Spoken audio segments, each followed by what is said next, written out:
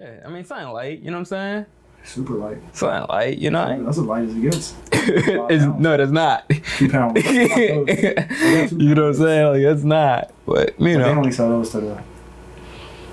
No, you don't, nah, it's like, we don't be shaming. It's no shaming going on here, man. Shit.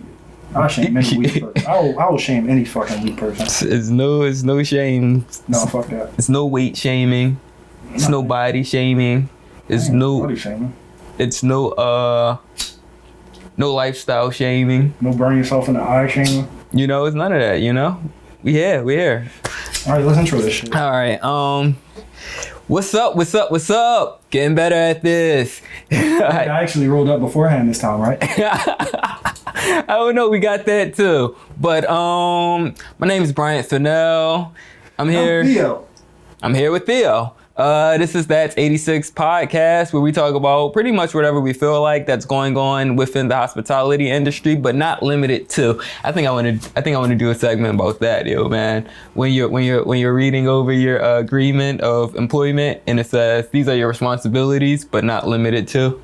Because then it's just like, whoa, that means I could be doing your job. But yeah, that's real funny to me. I don't like those undefined terms. I remember when I worked at a corporate place, when I used to work at Penn, they actually had a sheet that said what I'm supposed to do. And they told me, HR, because we had a class, they told me that your role has to be clearly defined.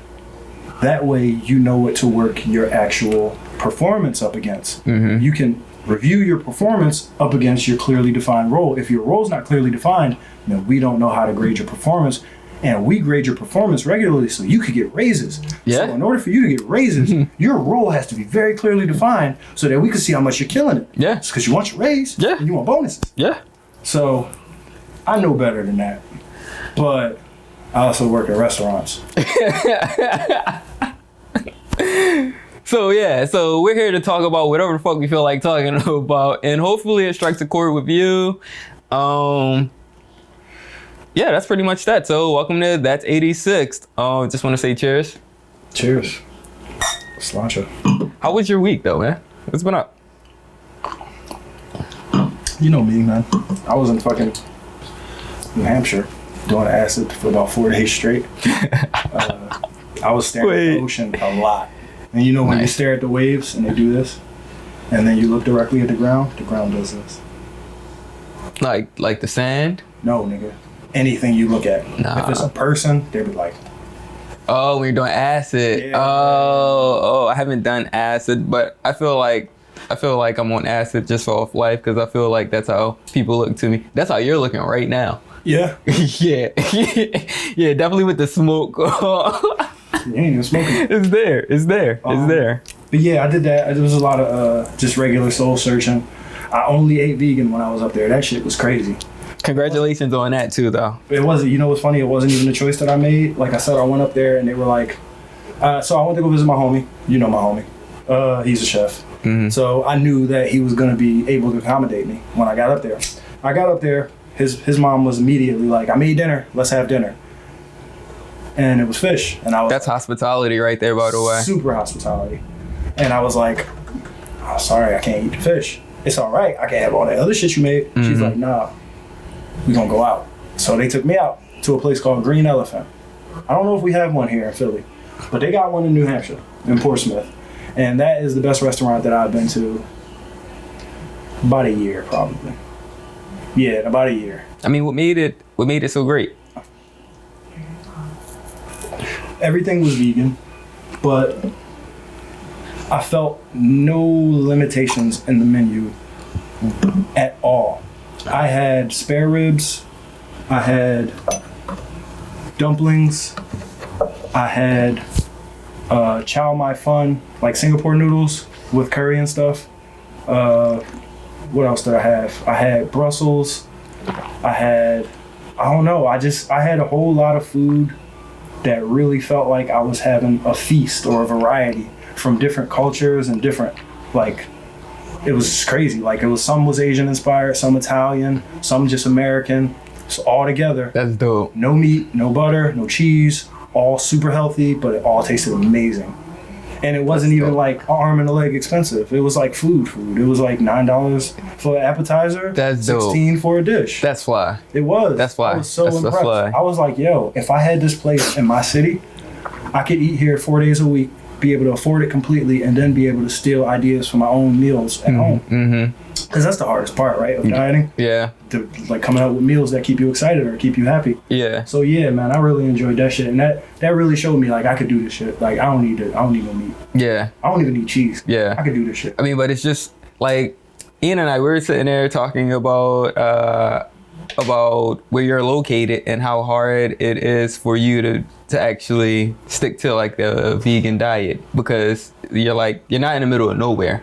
But I'm not in the middle of the city though. Yeah, so it's just like you kind of have to come to the city in order to get the things that you would need per se, because you're not right next to a supermarket. It's not easily. I'm right you next are? to it. Yeah, I'm across the street from a supermarket. But the thing is, I've never seen it. I don't cook. You only been to my house like twice. It's cool. You can miss it. It's easy to miss. I don't cook. If I cooked a little more, then I would probably be more in the habit of buying groceries. If I bought groceries, then yeah, that would make life so much easier. But I don't even know. Like, I'm a child, bro. I don't even know how much groceries to buy. Like, I'll go and buy $65 worth of groceries because I'm free that day and because I don't want to stand in this fucking line again. And then go home, eat that shit that day, and then all of the shit would be bad over the next 3 days or whatever. So, with fresh, like with groceries, with produce especially, you kind of got to buy what you plan on using that day. Yeah. I learned that just from like, ex-girlfriends who cooked and shit like that. Like, it's just not me quite yet, but I'll get there soon, man. I'll get there soon. Now that I know I can live off of the things that I love, and now that I know the things that I love I can live off of, yeah, I could go to the store and buy cabbage and broccoli and mushrooms and garlic and whatever fresh stuff I can find. Yeah. Like I don't like tomatoes, but I like red peppers. Yeah. Easy substitutions, pretty much. Yeah. No heartburn in over fucking 2 weeks right now, bro. That's good. That's so great. Yeah, I feel good. Like, the crazy part is Ian actually got a vegan pizza. Yeah, word. That's what I had this morning. On that day we were all just chilling out. Yeah. It was just like, wait, why'd you get the vegan pizza? So you I'm out here setting trends, baby. It was like, wait. I mean, yeah, it was good. It was good. I definitely enjoyed it. Did it have like corn and Brussels and all? Yo. By the time I ate it, I can't tell you anything about it. Yeah, nothing. I ain't see nothing on it. It's good though. I just remember somehow eating it and then passing out in the bed. So if you think about that vegan pizza it didn't have marinara. It probably didn't use it probably used whole wheat for the crust. Didn't have cheese on it. And anything else was just up in the air. Yeah, I'm about to call and be like, yo. To me, that's what was on that. When I was talking to Carl, he was telling me about his favorite chef that he ever met, and I compare everybody to Mac, right? Because that's something I can't say I studied it, but I can at least say I looked at it in detail. So I'm like, yeah, well, what about this? What about that? What about that? And he's telling me about this dude. He's like, nah, this dude is fucking amazing. This dude can take anything and make anything out of it. I was like, that's art. He was like, oh, I know, and that's the difference. You got somebody who can make any dish. You got somebody who can create greatness or recreate greatness. But then you have another person who can take these ingredients and make them those ingredients. Yeah. That's fucking out of this world. And that's respectable. I don't necessarily cook, but I got respect for people who do cook. And if you could sit here and tell me that this is spare rib, but all you was using was soy, a little satay, and whatever the fuck else seitan, and whatever the fuck else you found, yeah, that's crazy to me. That's crazy. That's impressive. Yeah, I could dig that.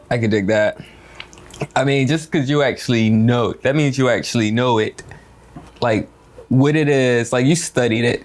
Like, you have an actual relationship. You have an actual relationship with it. So that's something totally different. Pause. Yo, this shit's crazy. What's wrong? Shit just, I don't know if we lost. I don't know if I lost power. Put your fucking joint on. It's probably still recording. No, it is on. I mean, it is in. No, put your password on it. Oh, you already put it in. Yeah.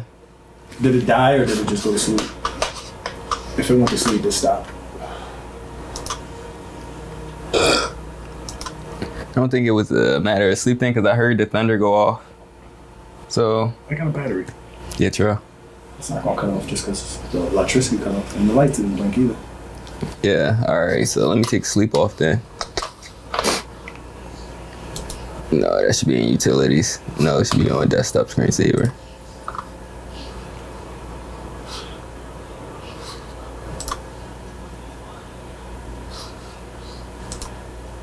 Never. I shit on so many people for their dietary choices.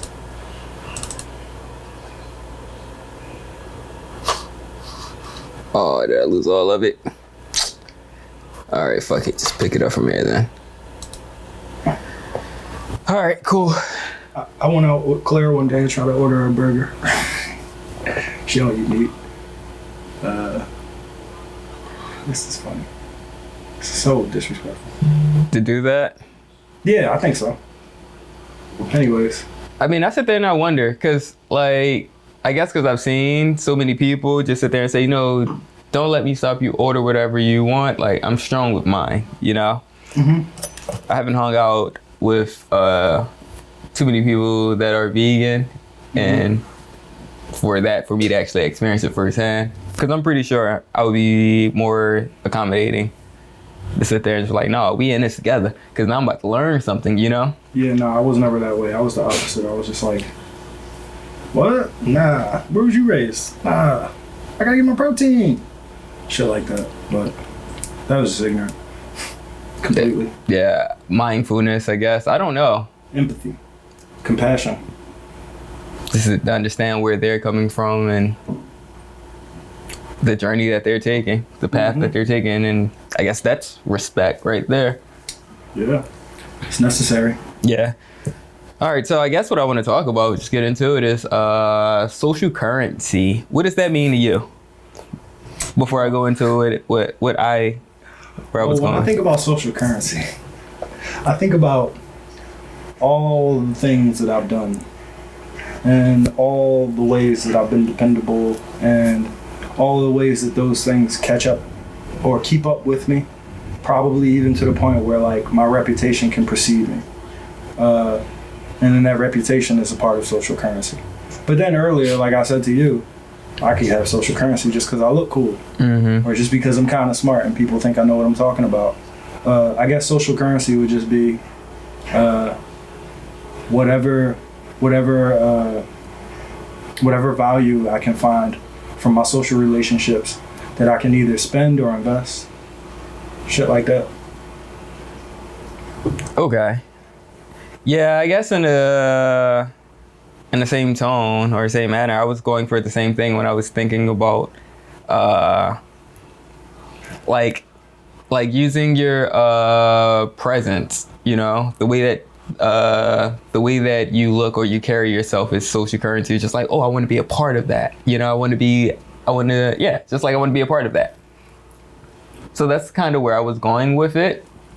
Or your status, you have such a status that you think that it'll influence individuals. I was going more so that way when I was thinking of social currency. How is that different than what I said? No, I'm not. No, I'm not saying that it's different at all. Okay. I said I started off with I was thinking along the same lines. Okay. That as what you said. Yeah. Okay. Cool. Yeah. It sounds about the same, just different words. Yeah. And what made me draw to that is the way something happened on social networks recently. So one of my friends made a post that I ultimately ended up just sharing, the whole Bar Lives Matter. So I thought it was pretty cool, and I was like, okay, I want to turn this into more so align this with the movement that's going on with Black people, because Black people are in bars, so it's another spin off of the Black Lives Matter movement. So if you're going to sit there and say Bar Lives Matter, you know, because we want you to. We'll make it black. Yeah, because you want to open, because you as a guest want to make bars available to you and restaurants available to you, you know, instead of just finding how to cook, you know, I don't know, something yourself. Then it's just like, okay, well, I'm going to sit there, yes, and I'm going to make it go back to the original agenda per se in a different way of highlighting Black lives. So I just turned it more so into, well, bar lives matter. Yeah, so you should have more representation of Black people in front of the house positions and management, upper management, etc. That's not how you said it. Now, the way that I did say it, I know. Now, the way that I did say it, so I started off saying that, but the last line is where things got kind of like tricky, because I was sitting there saying, and not just in back of the house positions like line cooks or dishwashers, but respectable positions. Now this, you said, here we go. Any bar/restaurant that does business with Black people will be held under a microscope. If you want Black people money, there has to be more Black people in front of house and management positions. Not back of the house, line cooks and dishwashers, but respectable positions. That's exactly what I said. So me, you know, I just say things, throw it out there, because I see what was wrong with that, though, right? Yeah, I can own up to where I see that the wording. What was wrong with that?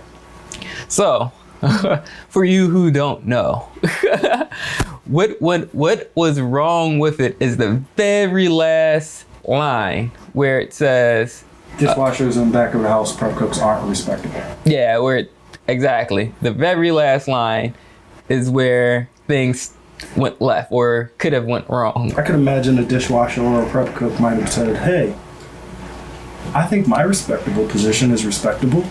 Yeah, and you can feel that way. Is that what happened? The way that I feel? Any line cooks or any dishwashers come to you and say, hey, I think my position is respectable? No, not on my platform, at least. Maybe on the other person's platform, maybe. Now, the way that I handle that is pretty much just like, okay, there's a difference. You can take pride, because there's pride in your position, and then there's respect within the position.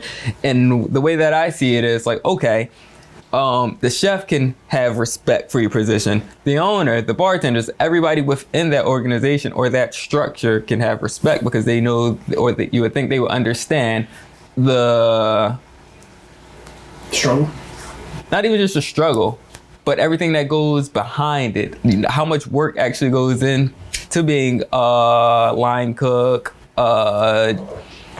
dishwasher, whatever, you know, position. Totally different. You know, I just to be clear, I feel like there are no respectable positions outside of management, executive, chef, etc., those kind of positions. But if you're a server, bartender, or anything like that, busboy, busgirl, dishwasher, line cook, no, I do not think that it's a respectable position, although you can take pride in what you do, and those are two different conversations right there that I believe. So that's what I was saying. So what makes you think that that's not respectable to be a server? Well, because I feel like anytime someone who doesn't know and that you know don't know about what it is, I mean, not even what it is, but what it takes to come up into a place and ask you, oh, so what do you really want to do? You know, what else do you do besides this kind of? That's a good point. I saw that come up. I know somebody who is an amazing bartender. Probably one of the best bartenders I've ever seen in my life. Definitely one of the best bartenders I've ever seen in my life. As far as technical ability, as far as knowledge of what he's serving, as far as like just his mentality, the way he greets people, best bartender I've ever seen in my life. One of the best bartenders I've ever seen in my life. People ask this nigga every single day. So what else do you do? Wait, who is this guy? What person? It's Grant. Grant. Oh, Grant's amazing. Grant's amazing. So anyway, people ask Grant. People even ask Grant, a person who looks A person who looks, seems, and is perceivably well studied in everything he does. Everything he does seems to be very intentional. He's an intentional person. That's the one thing I can definitely say about him. So for somebody to ask him, what else do you do? Or, so what else would you rather be doing? Shit like that? Mm-hmm. That's a slap in the face. Yeah, that's kind of implying that what you're doing right now is only a stepping stone. Yeah. And that's I don't think that anyone goes in sitting there saying, how do you treat your dishwashers here? How do you treat the line cooks? You know, because it's all about the chef, you know? Mm-hmm. Or like the management coming with the suit. Oh, you have a blazer on. You have to be the manager. You have to be of importance. So that automatically is a red flag that, oh, this person does not think that anybody else in this establishment is worth their while or worth their time. Mm-hmm. You're the peasant. I tell you what I want and you just bring it to me, you know, and yeah, but I feel like that's just what we do. Like, we're in the service industry, so being in that industry, you're going to deal with people who want to be waited on hand and foot, and not only that, they expect to be waited on hand and foot. So when they talk to people, they're talking to the people that they think are going to make their experience better. Yeah. And they're not going to talk to the people who they don't think are going to make their experience better. Now, I mean, the joke's on them for not knowing who is actually getting shit done. Mm-hmm. Like, for instance, if they came into a restaurant that I worked at and stopped a fucking dishwasher or a prep cook and said, hey, I haven't seen a server in 15 minutes. I'm pretty sure that dishwasher or that prep cook would probably be able to make shit happen a little bit faster than maybe a busboy or somebody else on the front of the house that's just going to get ignored or ignore the person. Yeah. So on the one hand, yeah, people are not right about thinking who has the power or who can actually get shit done. But on the other hand, these are elites, man. Yeah. These are the people who want to be served. Yeah. So I can't necessarily blame them for it. Yeah, no one's it's not a blame game here at all. But when I was going in using the platform, which is my social network, my whole platform is very little industry people, I would say. Okay. More so the people who would come and want to be served and everything. So when I was using the dialogue that I was using, it's to talk to them on that platform. So you were speaking to customers and not employees and employers. Yeah, because it's just like, okay, all right, so here's the conversation. Do you really want to keep spending your money at a place that does not care about you or your culture or anything like that? If that's what you want to do, then that's that, you know? But start looking into it. You said that when he responded to you. You should have been like, man, I'm talking to black customers, bro. Well, no, the whole thing is that you want my opinions, you can come check out this podcast where this is where I want to lay my opinions. Okay. So that conversation was to get directed towards this podcast, this platform. That's what I was doing on Instagram when someone was sitting there just trying to ask me, okay, how do you quantify it? You know, black representation in these in a business. They just said in a business. Mm-hmm. And I was just like, yo, if you want my opinions, they're all laid out at www.that's86.com. And that's where you'll be able to hear it. And that's why I still took the ground that I did with on the Facebook, where it's just like, wait, all I'm saying is you're twisting the words. You want it to mean however you want it to mean and all this. But I'm just saying, black people in front of the house in upper management. I didn't go in and sit there and give any opinion outside of that post. Okay. You know? Definitely. So where does your social currency come in with all of this? Well, because Britain, the general manager at Vintage was the first one to comment on it, saying, so you're pretty much shitting on back of the house overall. You know, hey guys, look what Bryant's doing.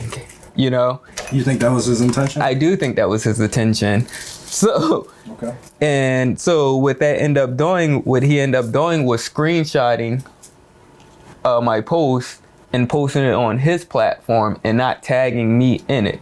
So that right there was pretty interesting. That was shady to me. So I had to sit there. He just wanted to have a discussion about you behind your back. Yeah, you know what I'm saying? But it's just like, yo, tag me in it. Like, yo, tag me in it so we can have the discussion on your platform as well as on mine. People talking shit about you, they don't want you to hear it, dude. Come on. I mean, you know, right? I mean, I can understand. I can understand, but, you know, whatever. So I end up going to his page and seeing that he did that, and then he highlighted the very last statement, of course, and I was just like, but what about all the pro-black shit I was just talking about? Like, all I'm sitting here just trying to do is whatever. All right, so that's where the social currency. So this is a general manager at a wine bar that I used to work at. And the social currency of him is like, hey, I'm a popular guy. I have this popular wine bar, one of the few that's in Philadelphia, you know, like, and I used to be a chef, you know, and I can still cook my ass off and all this kind of shit. So I'm taking offense. So if I'm taking offense, I know you guys got to be taking offense to what Brian is saying. He's shitting on all of us, and I stand with you. You know what I'm saying? And it's like, no, you don't. You do not stand for the back of the house. You don't stand with the back of the house. You don't stand with the front of the house. You only stand for yourself. And that's how I feel. I feel like this was a way, like, I feel like this was uncalled for. Like, and if you really had an issue with me, I feel like you have my number. You could have said, hey, do you really feel like, you know, whatever. That's one of those moments, you know, where you pull one of your players or your homies to the side and just say, yo, is that how you really feel? All right, fuck it, you know? But no, he had malice within that intent. So me, I was like, oh, I just think you're trolling because I know I'm the troll. So I can't take any of this serious because I'm like, this whole thing is just about employing black people in the places where they can be seen and not in the back. You know, it's just like if you're trying to get black people money, black people like to see black people in places they're spending money. You know, not one of them. You know, don't have one black bartender or one black server. God forbid, don't have two working together. You know what I'm saying? I've been that guy. Like we all been that guy. Definitely in the city. You know, like the only place you really see that not happening is in your neighborhood hood bars. Because I would say dive bars, but then that's been gentrified, so you can't sit there and say dive bars. Because I'm thinking of hood, you know. Yeah, dive bars gotta have punk music on. Dive bars don't have to have punk music on, but they gotta have punk music. They gotta have a pool table on. They gotta have. Hopefully, they have smoking. I mean, smoking is happening in hood bars, but yeah, that's different. You know, and there are pool tables in the hood. No, it's on the inside too. Really, where? Oh man, look, I can tell you, clock bar. Whoa, chill. I know the dude who own that. Don't be putting. I know the dude that own that. Putting them out there, man. Wait. You know, like the son of the dude, or you talking about the dude? Talking about big, black, fat man. No, he doesn't own Clock Bar. No, it's a Jewish white guy that owns it. Lawyer. See this? See what we talking about here? All right, so check this out. Okay, so I was reading a book this morning, and in the book I was reading, the gentleman who was talking to me in the book was telling me about how he had developed his general store, and his general store was shit. And in his town, he only had another general store to compete with. And in the first year, the other general store was making like 90 racks a year. And his first year, he made like 35. His second year, he made like 70. His third year, he made 105. Mm-hmm. Meanwhile, they were still averaging 90 racks a year. Mm-hmm. So he had made it to 105 his third year. So his fourth year, he went to go and renew his lease. And his landlord said, no, I'm not going to renew your lease. Mm-hmm. His landlord knew that there was no other location in town that he could put his store as big and as thriving as it was. His landlord knew, all right, me not renewing your lease fucks you. Mm-hmm. I know that. Yeah. So let me help you out. That's a problem too. Let me help you out. I'll buy it all off you. I'll buy the whole store, all the inventory, all the employees, everything. I'll buy it all off you. Mm-hmm. Nasty. He didn't want to do that shit. But essentially, he had to, because that was his only choice. Mm-hmm. His only way of actually reaping any benefit from the shit that he had done for the last 4 years was whatever this dude was willing to offer him to get the fuck out of town. So he got ran out of town. Mm-hmm. So with that, you sure this Jewish dude ain't the owner in that way? No. He held this whole corner down. He owns Max's, Eagles Bar, Clock Bar. He owns that whole. They own that. Well, he's owned that since Erie Avenue was predominantly white. So this is a long time that they own that real estate, Word. that corner. I just know some fraud ass black dude. Yeah, that's typical. That's typical. But yeah, no, yeah. I mean, you wanna know? You can tell you the name of the person that owns it. All right, cool. He's Jewish. Yeah, so it doesn't matter. I can find him on the database. You can. You could. All right. So, yeah. So where were we? How did we get there? Oh no, because we're calling it. The only time you see like predominantly like black staff would be in like hood bars that we can say are like dive bars. Just They're not. they just in the hood. Yeah. And they sell a lot more colorful drinks. Yeah, I mean, the drink selection is really different, and the prices are really different too. I mean, it's actually it's a win if you know what you're doing. You know, it's a win. You can go in there, you can get some Johnny for like $4, $4 a Johnny shot. Black. Don't get it twisted. Yeah, Johnny Black. for $4 a shot. They fuck around and give you the Johnny Blue for like 40. For real. I mean, maybe even 20. Maybe. But yeah, so you know. Oh wait, that pays off too. They still make money with that. Still making money regardless. They still make money with 20. Damn, that's crazy. Yeah. So that's all I was saying is sitting there just like being more inclusive But you within gotta spaces. understand, you gotta understand that man saw an opportunity. First off, you know where the world is right now, right? Yeah. You know the shit that's going on. You know all this conflict. Now, I see progress.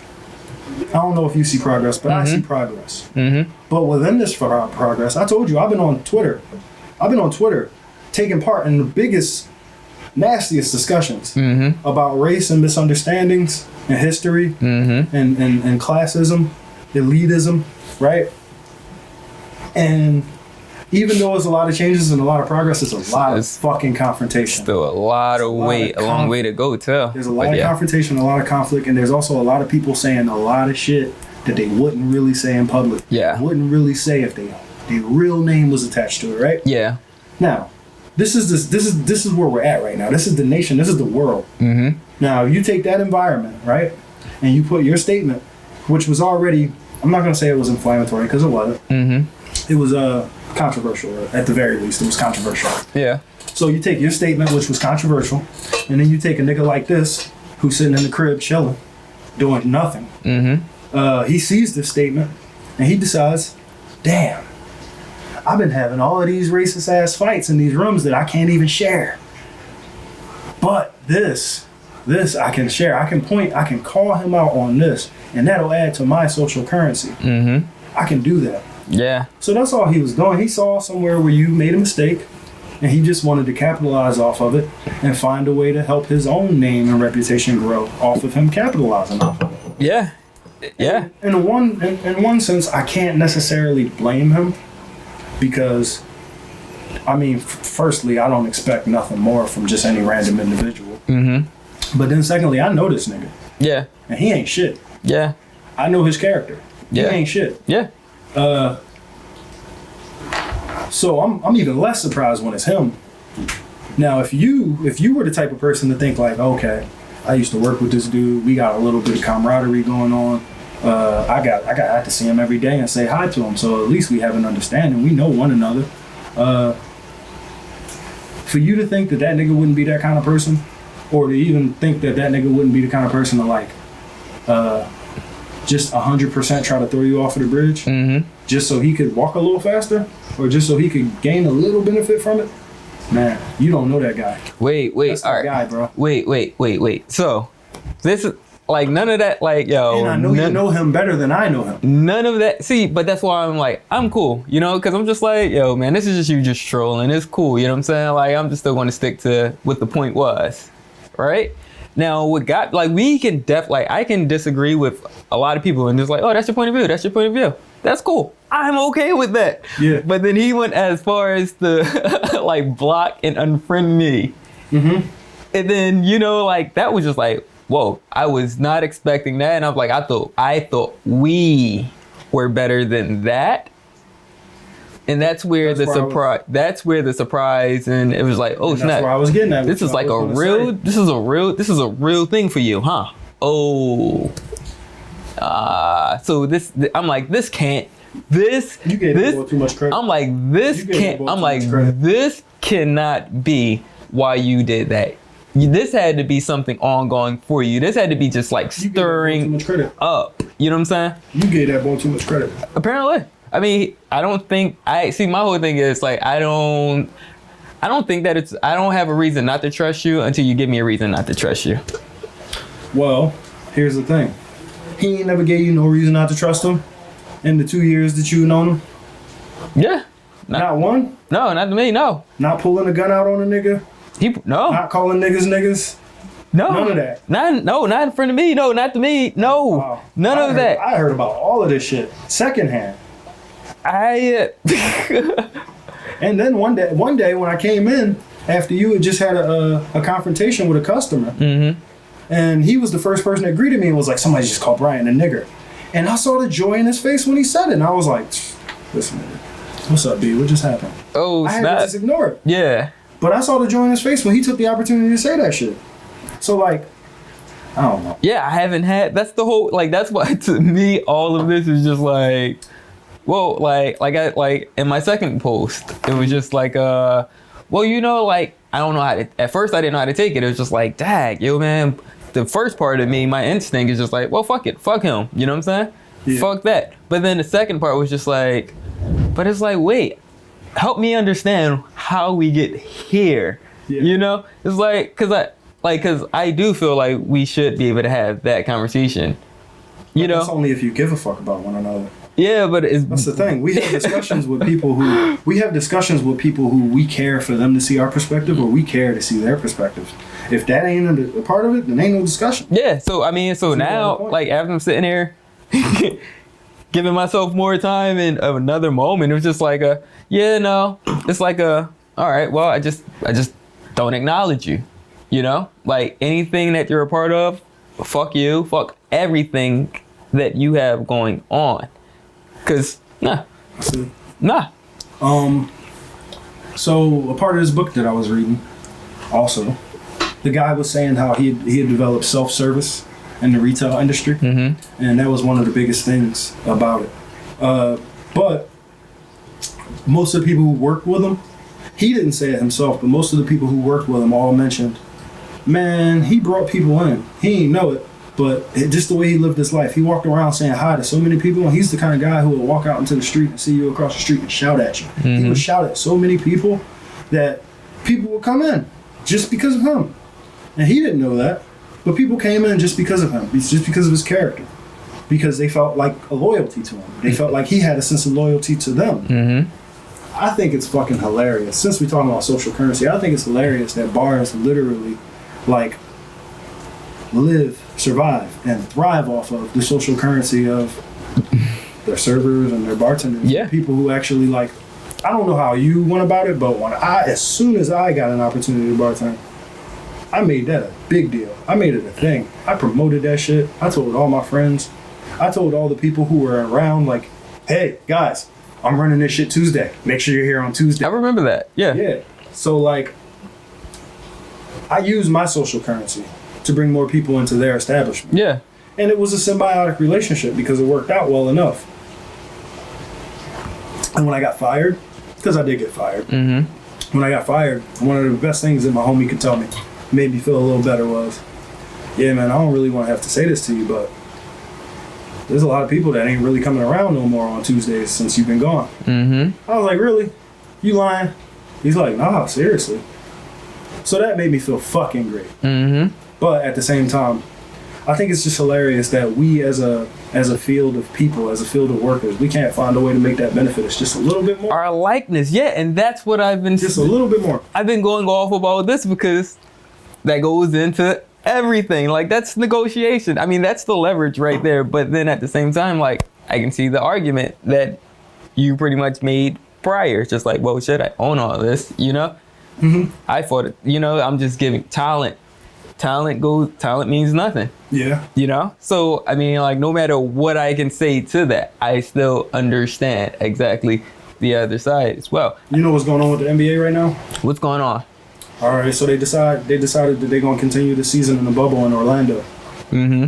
It's going to be a coronavirus-free bubble, right? Yeah. They have their families and everything in there. They're not even bringing their families now? I thought they were bringing their families, allowing their families. No. Hairdresser, manicure, pedicurist, that's it. No family. So they get the first 3 rounds of the playoffs until their family comes. Okay. That's a long time. It's 3 weeks. Okay. Yeah.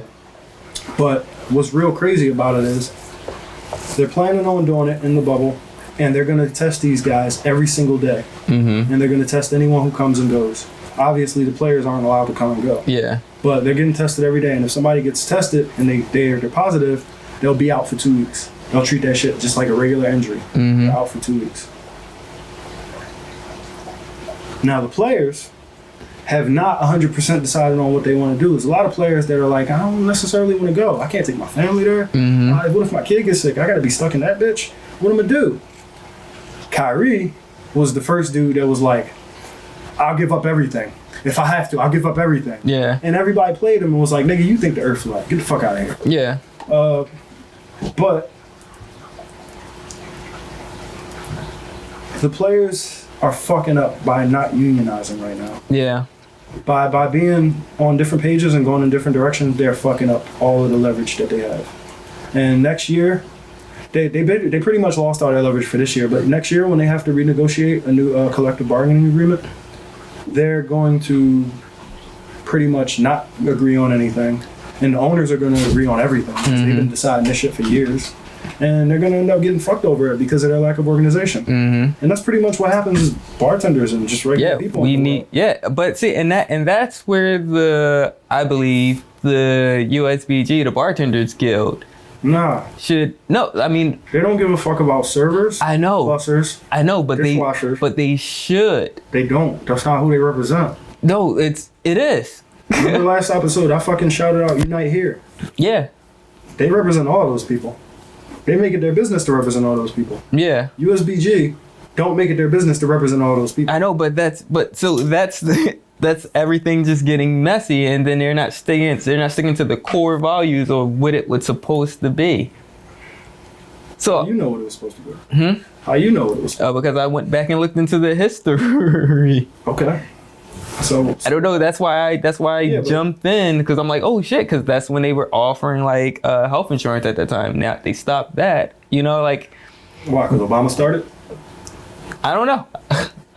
But that's why I didn't sign back up after that, because I was like, well, that was a pretty good draw. Outside of that, it's the network. Yeah, but then I know all these people already. You know what I'm saying? Alcohol. I don't have any trouble networking. Yeah, so I got this bottle in my hand. So, and then because that would be the first step where a legitimized union could have greater impact, is by having that, I guess, organization already helping with that agenda of setting up a union.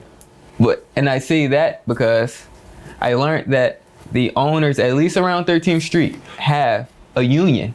For themselves? Yeah, the restaurant and bar owners have a union. Yeah, and that to me was just like, yo, Mm-hmm. Yo. And you know who told me that? The fucking guy whose name shall not be said. Really? Yeah, he told me about that, because that's when I first started trying to get the union going in the beginning, and I was just like, well, I don't understand why this is this way, and I want to fight that. Like, where's the first step? How do I do that? How do I start a union and all that kind of stuff? So he did tell me that, well, the owners of the bars, Yeah, but that's the same as in restaurants. It's the same as the NFL. The owners have a union. That's just more of a reason that we should have a union. Yeah. They're fucking organized and collective, and they know what their goals and business deals are. We gotta do it, and I still feel like the first step would definitely, I mean, not just the first step, but the guild to get back to what it was supposed to represent, what it was supposed to stand for, is the protect, you know? Yeah, but that's not something that you're in control of. No, it's not. But yeah, so if you guys, because I know you guys are listening, because I know you guys are listening, and I know you hear this conversation. So yeah, it is up to you guys. Yeah, the events and everything. Yeah, I don't even bartend cool. anymore. I'm unemployed. Check this out. I kind of want to leave this industry, but I need money. So let's start a fucking union. Let's protect. We got to protect each other. That's cool that you guys work your way into like newer positions at newer places, or become brand ambassadors for the local market at part-time. You know, like even the semantics behind that, we all know that's not right. You know what I'm saying? We all know.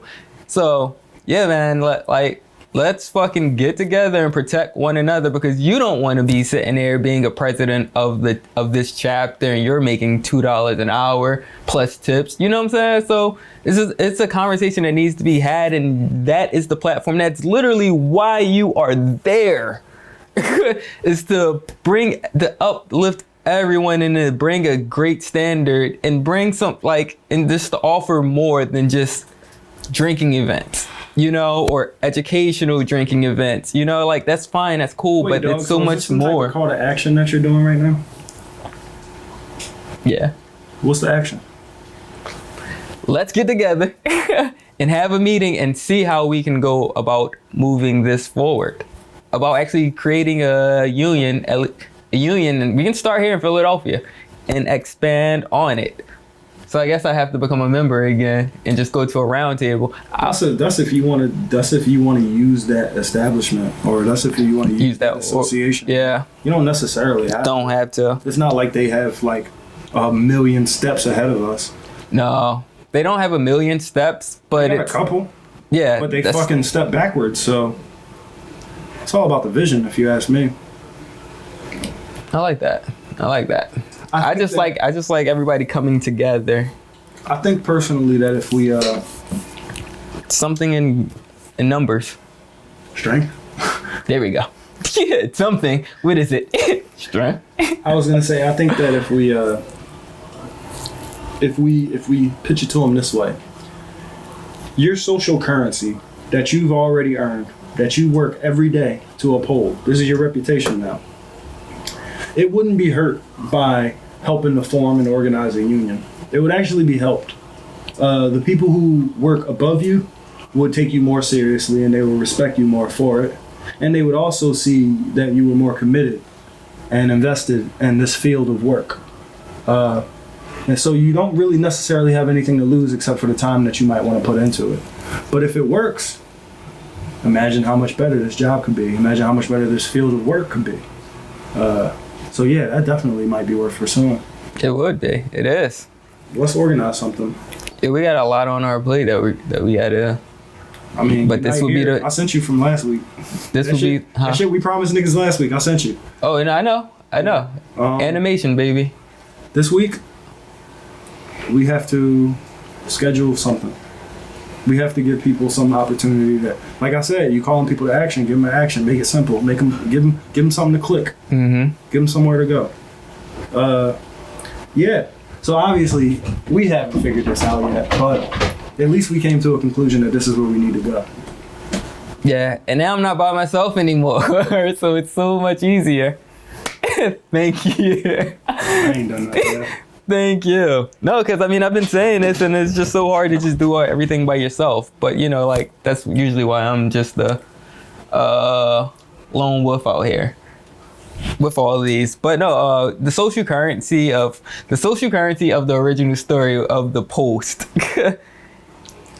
is using that title, such as the GM of of a fine establishment and trying to relate with the back of the house backfired when everybody was sitting there realizing you're getting away from what the initial post was about. Okay, I'm still gonna stay away from that. Back of house, are they respectable positions? To the mass consumer, if you're not the executive chef Or or the sous chef or the GM, nobody knows who the fuck you are, and nobody cares who the fuck you are. AGM get disrespected. Yeah, I mean, that's fine too. Look. So I will go as far as to say, no, those are not respectable positions. That's why we fill them with Mexicans and illegals. They're not. Oh, sometimes we fill them with people who are underage and just pay them under the table. Don't nobody fucking walk around and go up to somebody like, hey, I'm the dishwasher, or hey, I'm the such and such of, that's here. Nick do.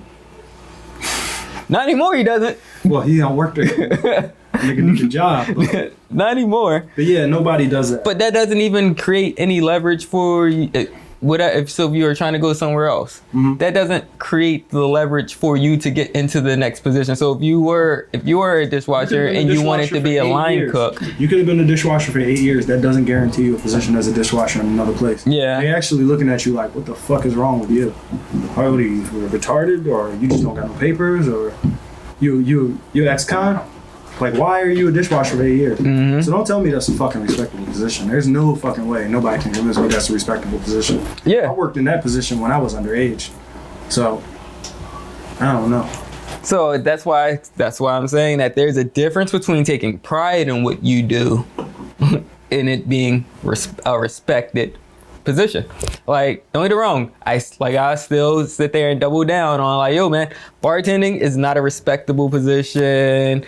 Serving is not a respectable position. Like, that's the only respectable positions are management, upper management, ownership, executive chef.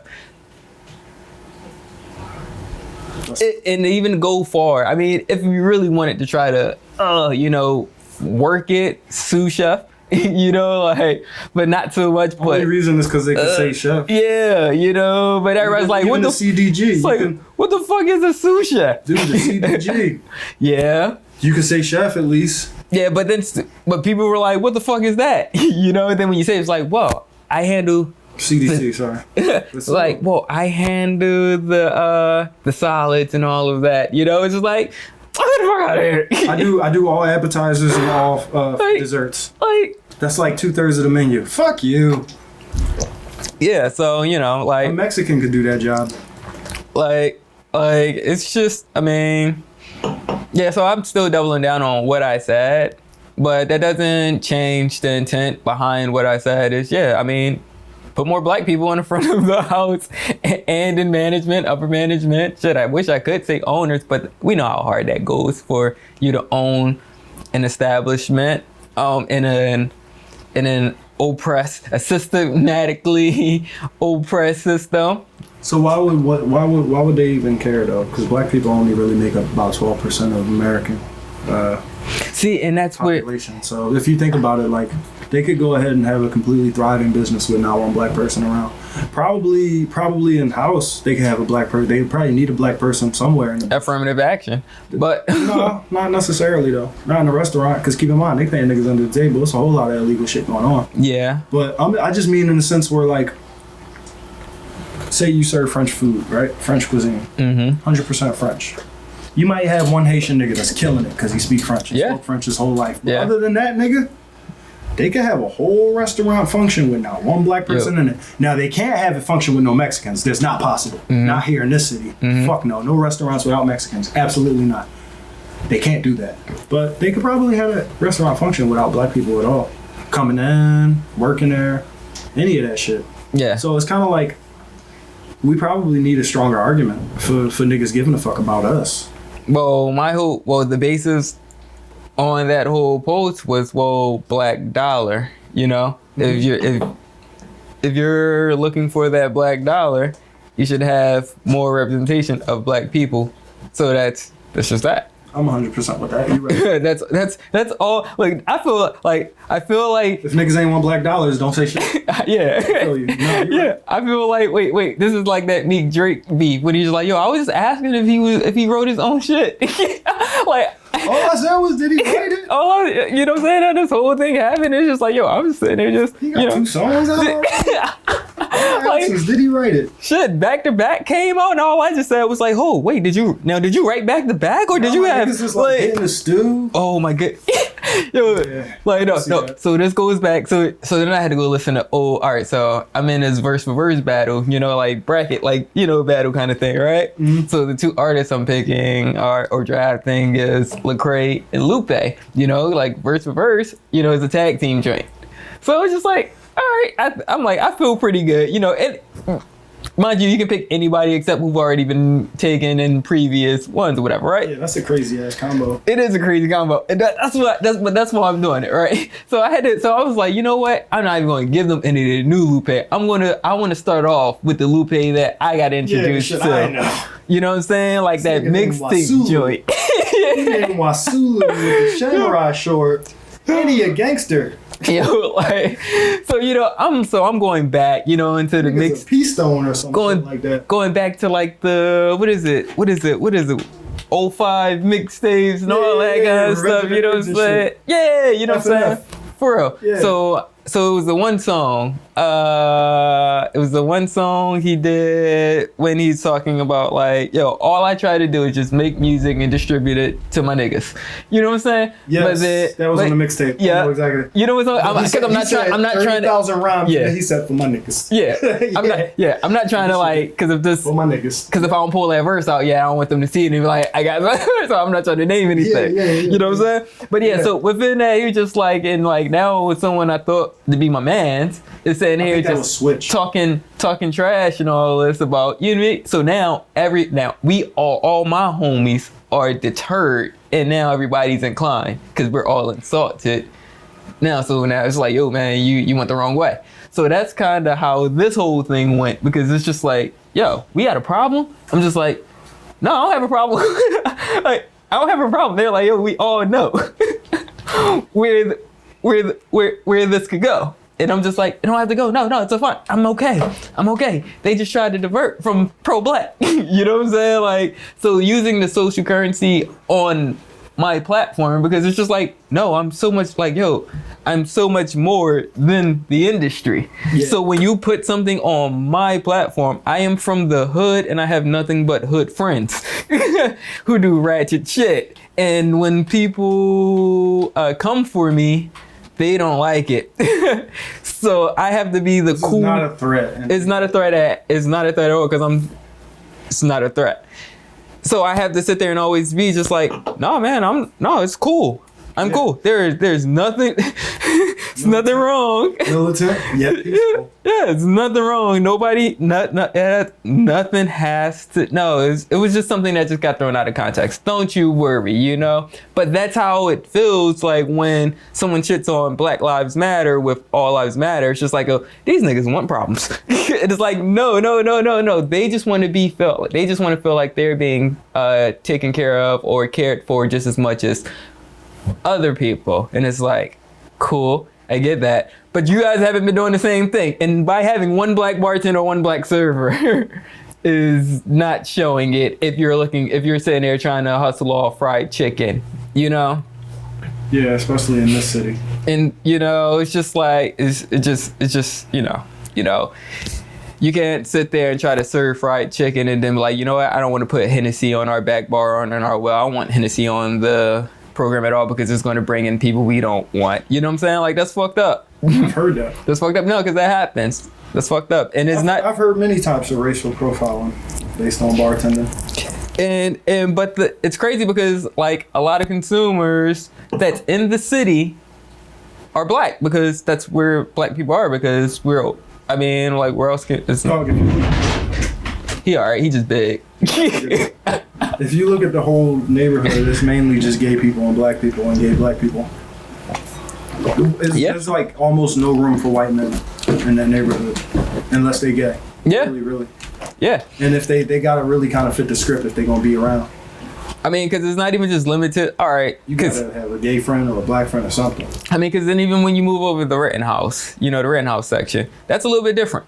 It is a lot different. That's a lot different. You know, It's a lot lighter. yeah, it is. I mean, and you kind of feel it, but It's older too, though. yeah, but at the same time, like there's on that in that Rittenhouse mode though. You know what I'm saying? You have the hookah lounges, the hookah bars. So I mean Indians. that changed, yeah, so it's diverse. So you can't really, like, because you're gonna, like, if you see that establishment is packed when outside is a line of just like nothing but like diversity happening, you want that, you know what I'm saying? So if that's what you want, you have to sit there and move towards it. You can't sit there and have the only boys club, baby. Yeah. Only, you know what I'm saying? Like, no, you gotta adapt. Your employees are always, or at least your customers are always going to reflect your employees. You would think, you would hope,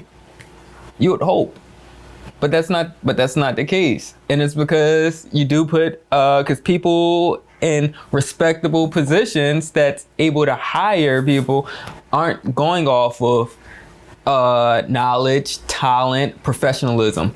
Those aren't the things they're checking for. They're checking for, wait, is this my homie? Or is this person attractive? Or is this person attractive? If no. Crazy bitch Jean got a job there. Let's go further than that. No, but she already had ties there. Oh, for real? Yeah. I mean, because she worked within a company already before. So they just moved her from one to the other. It's because they hated her. She kept bouncing around. They didn't get rid of her. They just moved her within the company as opposed to just like firing. They could have moved you around, you know what I'm saying? But they didn't do that. Nah, they fired me. So, you know what I'm saying? Like, don't fucking try to play me or play us. Like, that shit's whack. You know what I'm saying? Like, because you, like, definitely if you have more than one place, if you have more than one establishment, if you have a few, that means you can sit there and be like, all right, well, you're probably not a fit here. Let me see if I can move you over here. Train you up, get you whatever, But no, they're not doing, they're not doing that. It's really hard. It's not hard for them to fire anybody. But instead of firing, they move people around. White people, sorry. They don't move everyone around. They don't move everyone around. They don't move no matter what. Like even in my moments where I was there, I was asking to move around. I was like, wait, all right, I gotta learn how to be a Sam on the floor. So let me get from the bar and go to like a restaurant so I can sit there and learn table side and all that. And no. Yeah. But the person they didn't want there, they moved around instead of someone sitting there just trying to like grow and like I can become more useful within the company overall, more resourceful. So I'm not just one dimensional, like, hey man, I can talk shit behind the bar, and sling wine and be knowledgeable and all that shit. But it's like no, I actually want to grow. And that shit was just like, no, we're just gonna leave you here. Cause I was the one black person in the front of the house that was actually good. Hey y'all. Hey. Hey, what's up? That was a chime in. I think I'm gonna keep that there just for the little charm. It's like It's like a cameo. It's like, hi mom. I thought she was gonna walk down. I did too. Like, yeah, I was looking too, just like she gonna walk down. For those of you who don't know, that's my mother. Love her dearly. She just opened the door and just said, hi y'all. You know what I'm saying? Because that's hospitality, damn it. She didn't kick us out. no. She didn't say, what are you doing? Yeah, she was just like, oh, all right, let them be great. You know what I'm saying? Like, they trying to do something dope. I got it. But, I mean, that's the difference. So, social currency. So, do you feel like you lost any social currency with that interaction that you had? No, I feel like that it actually increased a whole lot. Yeah. Really? Yeah. For the sheer fact that, at least on my platform, I can only go from my platform, Mm-hmm. Outside platforms, I can't, I really can't. Who's to say, you know? But within mine, it's just like, oh no. Like, when it comes down to it, we know, at least, we know where Bryant stands as far as like black people. Just like people can't read, like when people can't read, but like, wait, is he gay? Is he straight? Anything like that, you know? They're just like, man, is Bryant the, I guess, media version of Uncle Tom? Or, you know what I'm saying? Like, is he about it, you know? Oh, is he one of the good ones? Is he a house nigga or is he in a cotton field? They don't say that, though. That's what they say. They don't say that, but yeah. They say, they say he's one of the good ones. Yeah. So you're not one of the good ones? I don't know what you mean good ones. Like, good what? You won't put up a fight? I won't? Yeah. No, that makes you one of the good ones. I put up a fight. That makes you one of the good ones. If you won't put up a fight, if you do what you told, I'm just like, if you know your place, I'm just like, no, fuck. one of the good ones. I'm just like, no, fuck that. Hey, what's up? I don't like this. I mean, but that's how I built. I mean, but don't get me wrong. That's how I kind of built my my name, is by being opinionated. Sitting there just saying, no, fuck that. Everybody knows I'm the first person to be like, fuck that. I don't believe in this. I don't think this is cool. No, like, yo, can we? Nah, you know, like I'm one of the vocal ones, which is why I sit there and do this. And then I have no problem telling anybody to their face, fuck you. That's bullshit. Yes, I've been to a lot of places because of that, you know. But at least I know, like, I'm not one of the ones to sit there and just be like, whatever you say, you know? Because that's, if you don't believe it, why the fuck would you do it, you know? Yeah. I'm one of those guys. I'm a whatever you say kind of guy. But that's usually because I actually want to believe in what I'm doing. And that's usually because I can find reasons to believe in what I'm doing. So, I mean, but then that kind of sounds like you're conditioning yourself to sit there and conform into something that you don't believe, but you force yourself to believe it. You try to make it work within your ideology. That's what it sounds like to me. Mm-mm. No, I know I won't necessarily compromise anything I believe in to do it. I guess you could say it's easier to be that way when you work for good people or when you work around good people. Mm-hmm. Because then it's like, all right, I belong to a team. This is bigger than myself.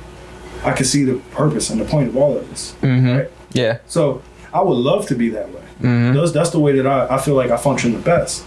But you can't be that way if you don't actually believe in what you're doing. Mm-hmm. Like, that's why I said I think maybe it is a lot easier when you actually have a place you want to work or people you want to work for and with. Yeah. But aside from that, no, you can't excuse none of that shit.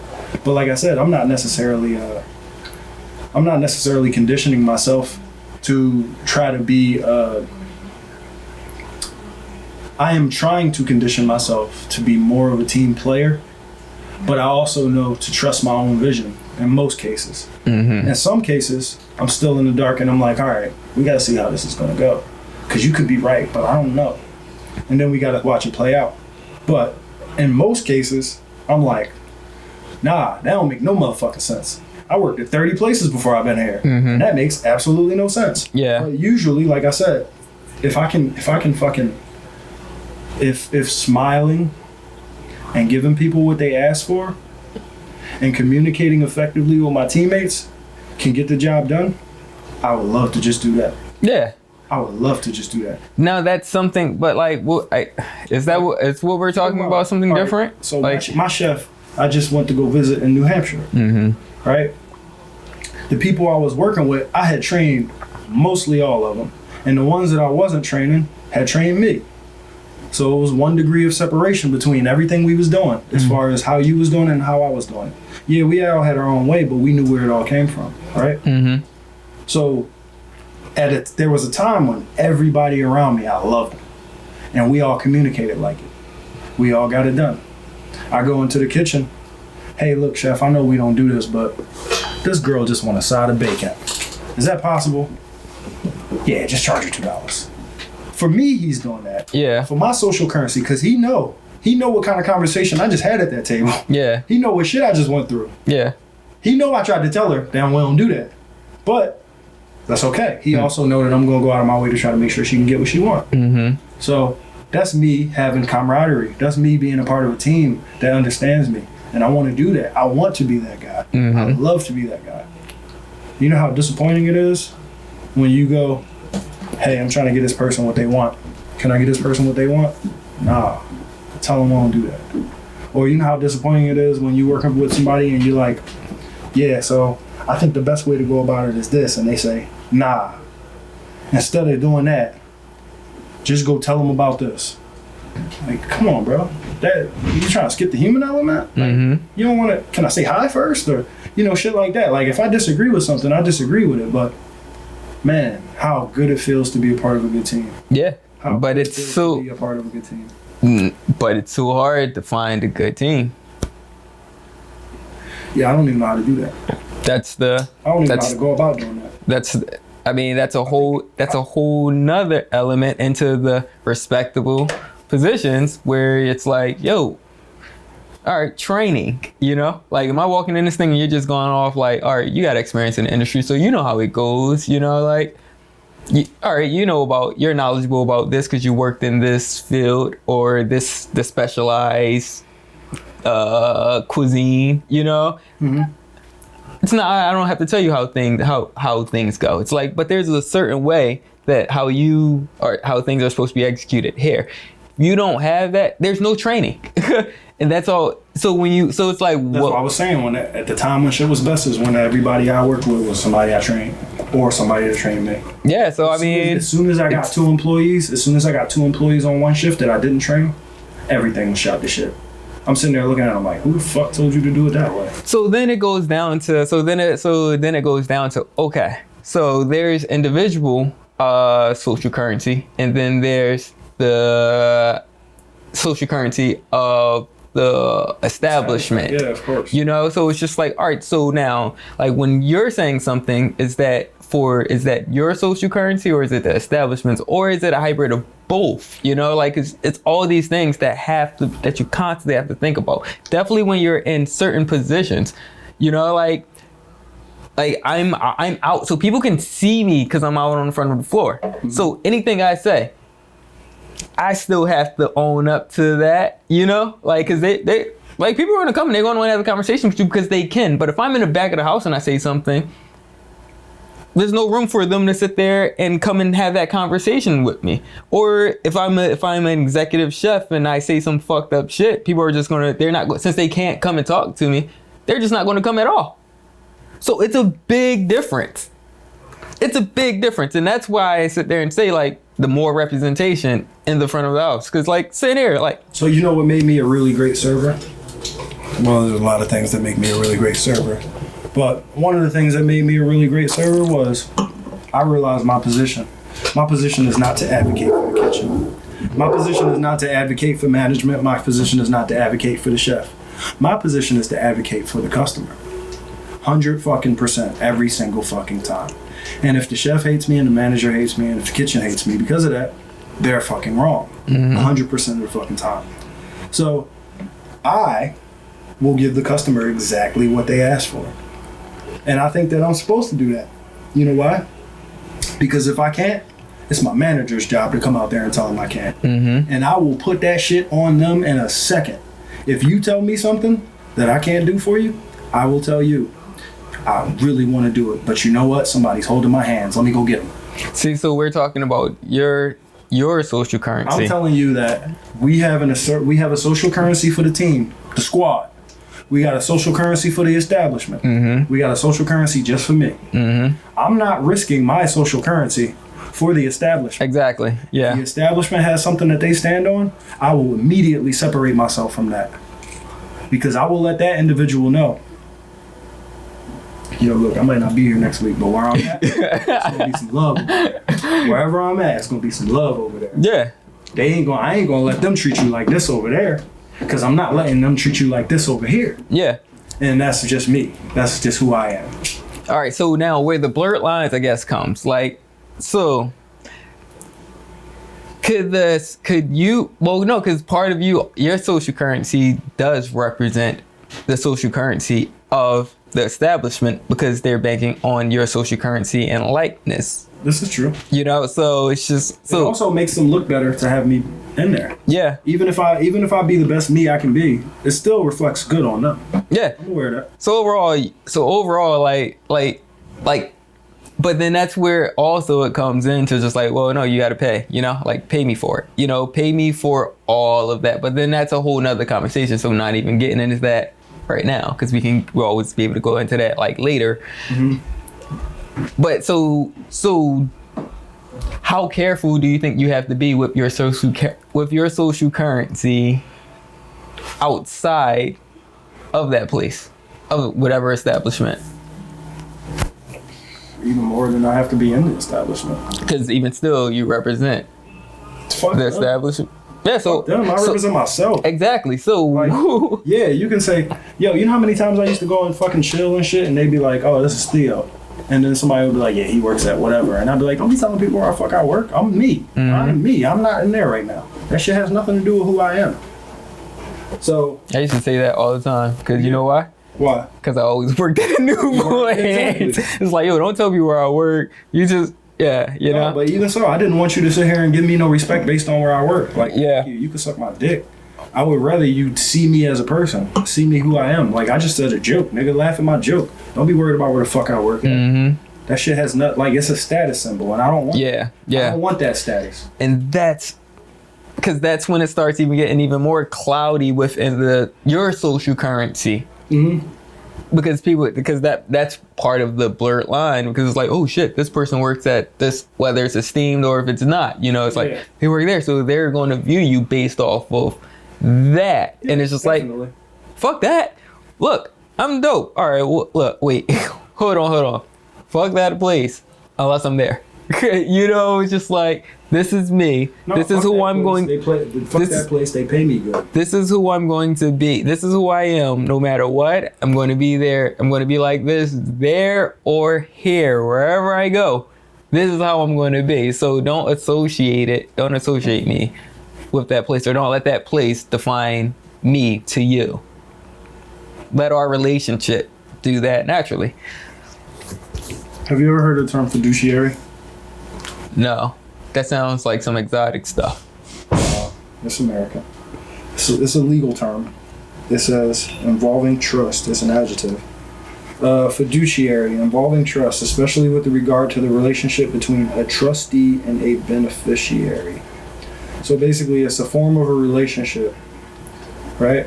It sounds like I did that a couple of days ago. What's up?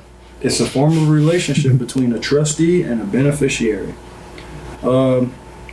So basically, I did do that. what was it? I'll tell you. Yeah. So basically, Tell you later. So basically, that form of relationship is like, say if you work for somebody and they make you, I don't know, executor of state. You know what I mean? Estate, rather. Executor of estate. You want some more wine? In a bit. I'm good for now. All right. And you having accepted that term, it's usually within like a lawyer, you know, within a legal profession. But you having accepted that job or having accepted that responsibility, you now make that person's business your sole business or your sole responsibility. So therefore you, I guess you could say, like, you represent them 100%. So your own personal self-interest is no longer a factor, especially when you're exercising that job or, you know, executing those tasks. Fiduciary relationships usually come with contracts, and they usually have terms, meaning like, you know, up until this point or based on this. But yeah, I think that for a lot of employers, when you're on salary, you have kind of a fiduciary relationship, which is you're on call. Your hours aren't necessarily specific. Your job isn't even necessarily specific. It's just more so, I need you to do what I need you to do when I need you to do it. A lot of people agree to those terms. Yeah. Doctors, you know? Yeah. And they get paid well for it. Yeah. But in restaurants, they want us to be that same way. But I think that that's far too much to ask. They don't want to pay for it. Yeah. Exactly. So it does exist. But then they also know that they also know, understand that the people that they're trying to employ do not understand that. So it's kind of just like a exploitation. I mean, it's exploitation, but every form of retail where you can find a lower price and then sell it to somebody for the price that they're used to paying, that's exploitation. You know what I mean? Yeah. Every piece of content that you can make knowing that there's no one else out there making it, that's kind of exploitation, you know? I mean, there are many forms of if you're a businessman, exploitation, but if yeah. you're a businessman, then you're probably most likely exploiting something or somebody. Because the See, and I guess that's where either I'm going wrong, me as in the way that I think, or yeah, it just has to be me, the way that I think, or the way that I think that people within this industry are, because it's just like, wait, you come from the hospitality industry, you're of the hospitality industry.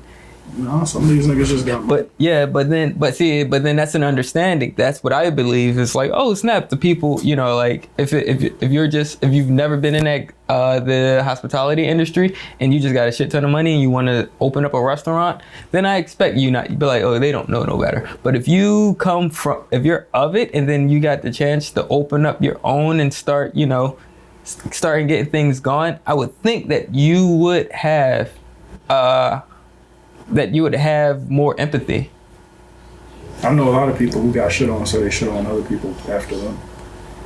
Yeah, I mean, I know that happens too, and it's still just like, wait, you're supposed to be. It's the hospitality industry, and this is my whole little slogan, where it's just like, where they only are hospitable to the people that pay them. Yeah. That's, I mean, outside of that, it's just like it's not welcoming at all. Yeah. Pretty much. It's just like, but you're the representation of it, but you don't practice it. You don't live within it. You're not of it, so you're just a culture vulture because you don't believe it. Because if you believed it, you wouldn't do it. You know what I'm saying? Like, that's just how I feel. You do a good job at it without actually believing it. No. I do believe people can sit there and fake hospitality. Like, that's not even what I'm talking about. What do you mean? When I sit there and say that, all right, the people that worked in the hospitality industry, whether you're a chef or you're like a line cook or a busser, dishwasher, you worked your way up to open up your own place. And then you sit there and I guess do the same exact thing. You're adding to the system, the fucked up system that you knew was fucked up, that you hated, and you're going to sit there and implement it rather than break that cycle and start something new. Like, you wish that you had. It's like, damn, I wish I had benefits because then I'd be able to do that, you know, or I wish I was making something this amount so I could sit there and like live comfortably. Like, I'll show up like, hey, what's up? You know, like, you know, because you've been through it. So to sit there and do the same is just like, it's crazy to me because it's like, yo, you hated that. You dreaded going in, you dreaded going in knowing that these people were going to shit on you, and you wish that everybody came and was like, you know what? All right, yo, take an hour-long break, I got the dishes, or take an hour-long break, I can handle this aspect of the line. Take whatever, you know, like, you just, like, you wish that you had that, rather than, like, complaining, I'm sick, I gotta sit here and do this for 14 hours. You know what it's like. So why would you do that when you got in a position of to not do that? You know, so it's you don't think like 70% of people are just shitty and 30 are better? I think that's kind of what it comes down to. I mean, people are people. So, you know, I think that's kind of what it comes down to. Like, certain people, I mean, it's the same thing with bullies. People get bullied and then they become bullies. People get bullied and then sometimes they go, damn, I know what that's like. I would never want to give somebody that pain. And then some other people get bullied and they're like, this is natural. They did it to me, I'm going to do it to you, you're going to do it to the next person. Yeah, I mean, you know. I wish it were better. I don't know. My silly mind sit here and just looks for the silver lining, you know, the greatness that people could be. But I mean, maybe it's just up to you to be that. You can't expect nobody else to be that, though. Yeah. I mean, but then that's still just I mean, like I do feel like that whenever I do, it makes a good ripple within the still water, and it's just going to affect it how that ripple is going to turn out however it is. You know, maybe it'll grow and become a tsunami. You know, maybe it'll be just a little wave that people can surf off of. I don't know. You know what I'm saying? But all I know is that that's my intention behind everything. Just like, no, this is wrong. This is not even fair. This is like, yo. Well, shout out to you for giving a fuck about this industry. This is crazy. Most people just want to get their money, go get fucked up, get about 2 or 3 hours of sleep, and then go back to work. That's what most people want to do. I don't have it. Yeah. All right. So, I'm just saying, thank God somebody wants to do something more, because everybody don't want to do that. That's not everybody's perspective. I worked on a team that had, like 12, 13 servers, 7 bartenders, and nobody was worried about speaking up for the other guy. Everybody was worried about getting their shit in, getting their shift, getting their days off that they needed. That's all. It's because I'm black, man. So you got empathy because you black? You know, yeah, man. I think that's what it comes down to. It's like, yo, man, I think it's because I'm black. This whole thing is just like natural, just like, whoa, guys, this isn't the way. Yeah. But then you see what happens. All right, let's see. You got no water, do you? I do have water. I need some water. Oh, why am I taking this off? I forgot. I'm wireless today, baby.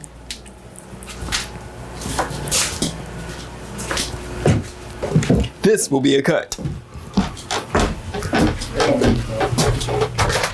I know, because I'll just chop it. Ayo, ayo, ayo.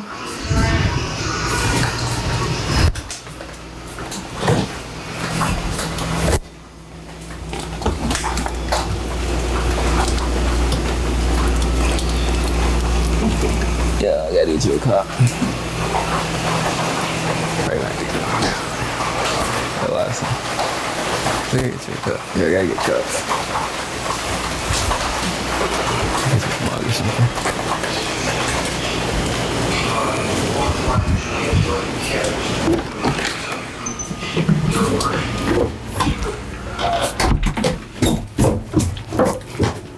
Shit's stupid.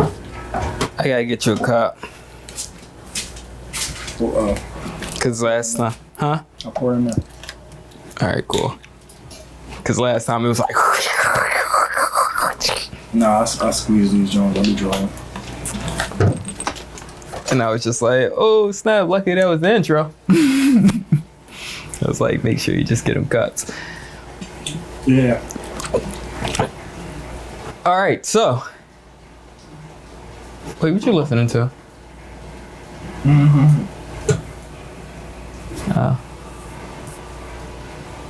You hear that's like dun. All right, whatever. What's the rain?